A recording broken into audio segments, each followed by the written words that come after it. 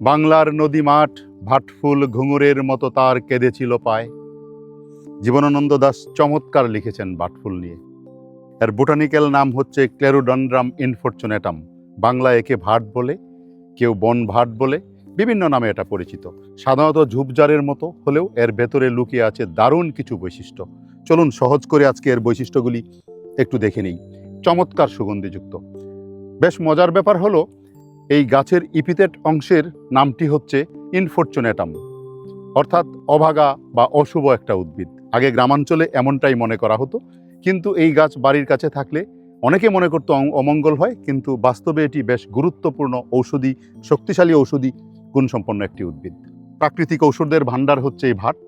লোকজ চিকিৎসায় পাতা, শিকড়, ফুল, এমনকি ছালও ব্যবহার করা হয়। যেমন জ্বর, কৃমিনাশক, চর্মরোগে, বাত ব্যথা, পেটের ব্যথা পাতার রস ব্যবহার করলে উপকার পাওয়া যায়। ত্বকে লাগালে চুলকানি ও ফোড়া কমে যায়। আসলে এটা হলো রং বদলানো উদ্ভিদ। এটা কেন বলছি জানেন? ফুল ফোটার সময় প্রথমে সাদা, পরে হালকা গোলাপি বা বেগুনি আভা নেয়। এই রং পরিবর্তন হচ্ছে পরাগবাহীদেরকে আকর্ষণ করা, মানে এটি নিজেই পোকাকে ডাকার কৌশল জানে। পরাগায়নের জন্য একটা পলিনেটরকে কিভাবে ডাকতে হবে সে সেটা জানে। কি চমৎকার কৌশলের মধ্যে ঢুকানো। প্রজাপতিদের জন্য প্রিয় উদ্ভিদ হচ্ছে এটা। কারণ হলো, অনেক প্রজাপতি এই গাছকে হোস্ট হিসাবে ব্যবহার করে, এই গাছে ডিম পারে, তাদের লাইফ সাইকেল সম্পন্ন করে। এই জন্য এটাকে বাটারফ্লাই হোস্ট প্ল্যান্ট বলা হয়। প্রকৃতির খাদ্যজালে যা গুরুত্বপূর্ণ ভূমিকা রাখে।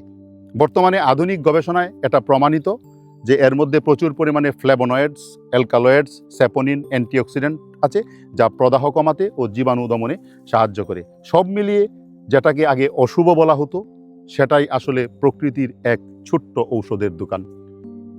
আরেকটা বিষয় হচ্ছে, এই যে ভাট পাতা, ভাটের কচি পাতা যদি আপনি পিষে এই রসটা যদি মাথার মধ্যে দেন, তাহলে আপনার মাথায় উকুন থাকলে উকুন সেরে যাবে। তবে এটা ব্যবহারের আগে অবশ্যই আপনার স্কিনে দিয়ে একটু টেস্ট করে নেবেন যে এই ভাটের রস আপনার ত্বকের প্রতি সংবেদনশীলতা প্রদর্শন করে কিনা।